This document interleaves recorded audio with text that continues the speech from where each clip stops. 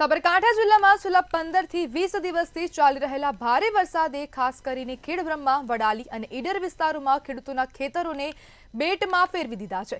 30 ઇંચથી વધુ વરસાદ ખાબકવાને કારણે મગફળી, કપાસ સહિતના પાકો અને ડ્રીપ સિંચાઈ સિસ્ટમને વ્યાપક નુકસાન થયું છે। મગફળી અને કપાસ જેવા પાકો નિષ્ફળ થવાની ભીતિ ઊભી થઈ છે।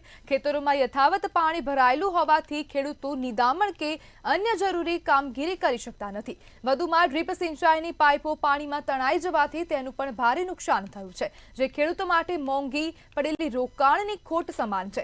ખેડૂતો માંગ કરી છે કે સરકાર ઝડપથી નુકસાનનું મૂલ્યાંકન કરી સહાય પૂરી પાડે, જેથી તેઓ આપઘાતમાંથી બહાર આવી શકે।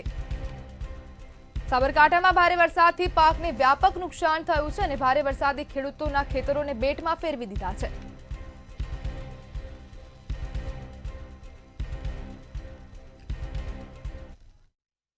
સાબરકાંઠા જિલ્લાની અંદર વડાલી ખેડબ્રહ્મા તાલુકાની અંદર સતત 15 દિવસથી જે વરસાદ ખૂબ વરસી રહ્યો છે, ખેડૂતોને જે 15 વર્ષથી જે ખેતરોમાં જે હતું તે આજે 15 દિવસની અંદર ધોવાણ થયું છે અને ખેતરોના પાળા પણ ધોવાઈ ગયા છે। ડ્રીપ પદ્ધતિ આ તણાઈને જતી રહી છે અને જે વાવેતર કરેલું હતું તેમાં કપાસ, શાકભાજીના માંડવાને પણ ખૂબ જ મોટી પ્રમાણમાં નુકસાન છે અને હવામાન વિભાગની આગાહી પ્રમાણે સતત આજે 10 તારીખ સુધી આગાહી પણ આપવામાં આવી છે। તો આમને આમ ચાલુ રહેશે તો ખેડૂતોને એવું લાગી રહ્યું છે કે લીલો દુષ્કાળ આવશે।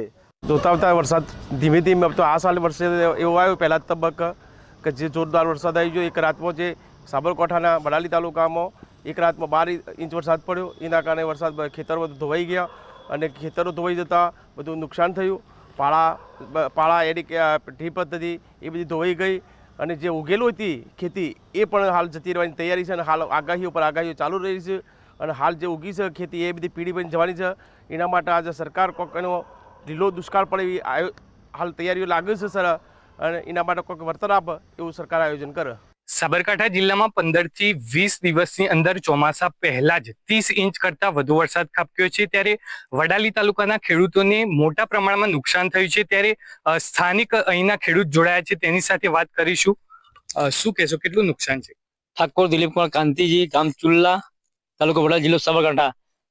સાહેબ, અમારે અત્યારે ખેડૂત સરંગ કાલે આજે શનિવાર, આવતીકાલ રવિવાર, 15 સોમવાર, સતત ચોથો સોમવાર આવે ત્યારથી એક ધારો વરસાદ ચાલુ છે। એમાં સોયાબીન, મગફળી જે 14 તારીખ પહેલી જે વાવી હતી એ બધી નાશ થઈ। તુવર બી ખેતર જતો રહ્યો છે કે એના માટે સરકારશ્રીને અમારી બે હાથ જોડી નમ્ર વિનંતી છે કે થોડું ઘણું એ વળતર આપે તો ખેડૂતો એમનું થોડું ચાલે।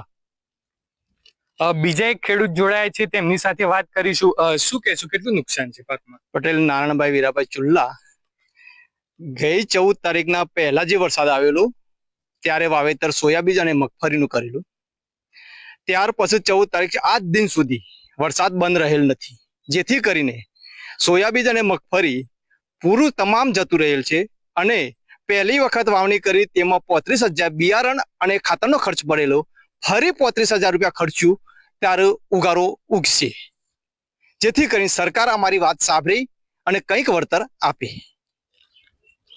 વડાલી તાલુકામાં 15 થી 20 દિવસની અંદર 30 ઇંચ કરતા વધુ વરસાદ ખાબક્યો છે, જેને લઈને ખેડૂતોને હાલ તો મોટા પ્રમાણમાં નુકસાન થયું છે। ત્યારે હાલ તો ખેડૂતો પણ સરકાર પાસે વળતરની આશા રહ્યા છે।